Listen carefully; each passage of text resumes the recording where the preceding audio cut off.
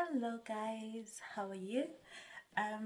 So this is just my little convo corner and Chanwane, I'm going to call it that, Chanwane.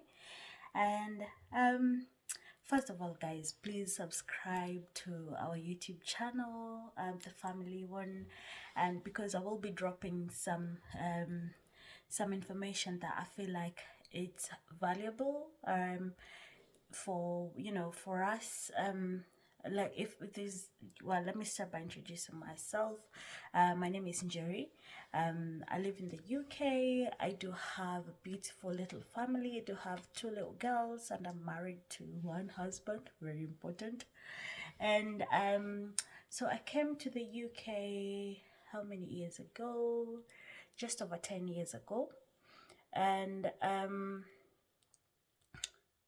there are some things that I encountered when I came to the UK, because I just came here after completing my KCSE, and there are some expectations that I had. Obviously, first of all, I joined my parents. I joined my dad in the UK, and so I had there is some visas that you do get when you're relocating, and I think I had indefinite leave to remain, no, indefinite leave to enter.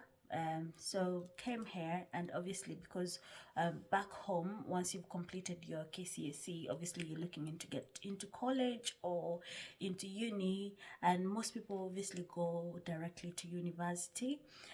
So when I came here, I thought I will be going to the university.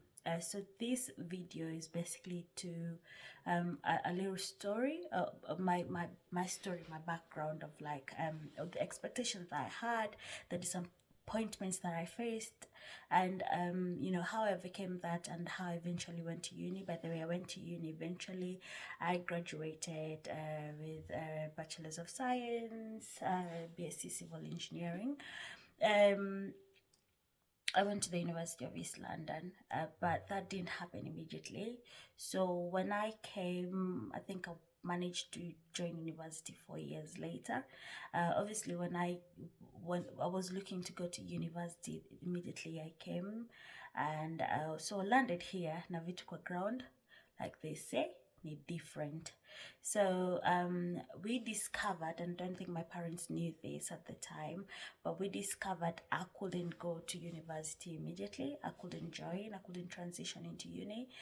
So because I had my grades, my KCSE grades, first thing they needed to be interpreted into the points here, the UCAS points, to see whether I qualified for uni. Then we discovered before that I needed to have GCSEs, at least GCSEs, maths and English. So I obviously didn't have GCSEs, I had KCSE. So what happened is I needed to enroll into college and get my GCSEs, maths and English. At that time, I was already over the age of 18, so I could do that in college alongside, because now university first year is level 4.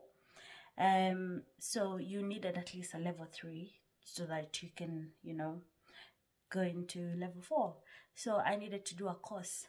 I had to look for a course to do, and that time you're very fresh, your dreams in Kenya. But then, guys, let me, say this. I wanted to be an actual scientist, I wanted to do something into alongside that. Then I started looking into accountant, and then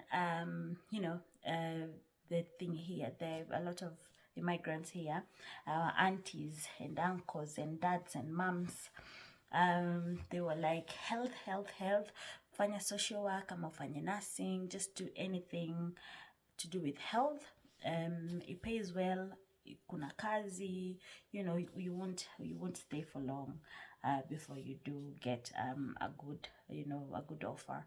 And so I started looking into doing nursing. So I enrolled into college, and the first year, so this is the thing. At the time, I couldn't go into university because I needed my GCSEs and I needed a level 3. Also, I didn't qualify for the home student finance loan for university, because the bare minimum number of years that you needed to be in the country before you qualified for that was 3 years. Yes, guys, you needed to have lived in the UK for 3 years before you qualified for the student finance loan.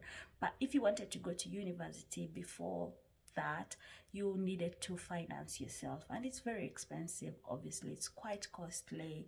And at the time, my parents had spent quite a lot for me to be here, because the lawyers and all that, you spend quite a fortune. So obviously, that it didn't make sense that to go into uni and get privately financed. Well, I could wait 3 years anyway, because I needed to get my GCSEs, I needed to get the level 3. So that's what I did. I enrolled into college first. I went to Coventry City, and I did what did I do? I did business, marketing, and economics alongside maths and English GCSEs. So these were level 2s, because it was an access course. So access course, I'll talk about these things later in deeper later, but as I napitia tu juju, you take what you can take, and if you have any questions, just drop them down in the comment section, and I'll try to address them as we go. But so yeah, I did business, marketing, and economics alongside maths and English GCSEs. So I used to take the evening classes for maths and English GCSEs. I did that in 1 year. Access course is very short. I think it's a 2-year course that's done in less than 10 months. So completed that. Obviously, I still can't go to uni because I need to be in the country for another 2 years. So what do I do then? At that point, I decided to go back to uni and take another access course, and this time I started looking into health, and I think I did social health, because I did biology, I did sociology, I did psychology, and there was something else I can't remember. So I did that. That was another year then, completed that. Still, your girl can't go into university yet. There is one more year. What to do? Remember, you're very new, and I wish I did my driving then. You're new to the country. Well, not too new now. It's been 2 years. So I started doing some part-time jobs here and there, and I had one more year to spend before applying for university. But the good thing is you could apply for unis early, and then you could there is a name for it, whereby if you get accepted, you could put your place on hold until you're ready to go into uni. So I started looking into universities, and here for universities you actually go for interviews. I went to a few interviews, and that was for nursing, remember, at that time. And there was just something, something in your heart when deep down if you want to do something or not. Obviously there are the positive aspects of it, but then I didn't like it. It wasn't talking to me. I needed something to connect. So yeah, it wasn't. I stopped looking into unis. I decided, no, pause. I started working full time, and took another year off before reapplied to uni and reapplied to do my my degree, BCSE Civil Engineering. And I was accepted in University of East London, where I went and I got financed by the student finance, because now I had spent 3 years in the country, and obviously I had my indefinite leave to enter, which allowed for me to apply for that loan. I got the loan. My fees were paid. I enrolled and I completed. After 3 years. So guys, my point for telling you this story is there is an information gap, and I came to realize it wasn't just me that didn't know what to do. You know, you learned here what to do, what now. And there are some short courses. Actually, there's a step I have missed in the very beginning when I came. My best friend was already here, and they had just come 1 year before I did, and they helped me a lot. They guided me a lot on what to do.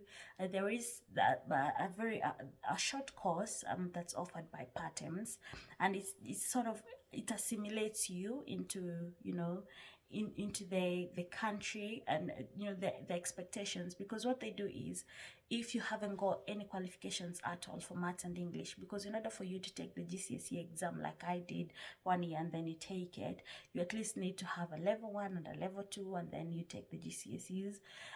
So if you haven't got any qualifications at all, then those courses, they're there, they assist you, you get your level 1, level 2. If you're not looking to go into college or further education, they do assist you in, you know, creating your CVs, job hunting, your skills, interview skills and whatnot. They do quite a lot. It's called employability, and they used to pay for our transport. We used to go like 3 days a week, and that way you do not feel too lost, because now you've got somebody who's guiding you, assisting you.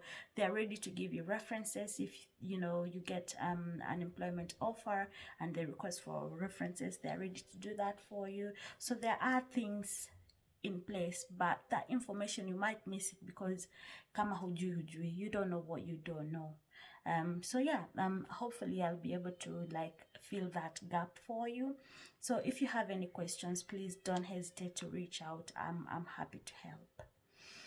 That's it for today, guys. Thank you very much. Please don't forget to hit subscribe, like, share. You know, you never know, this could help somebody somewhere. Bye, guys.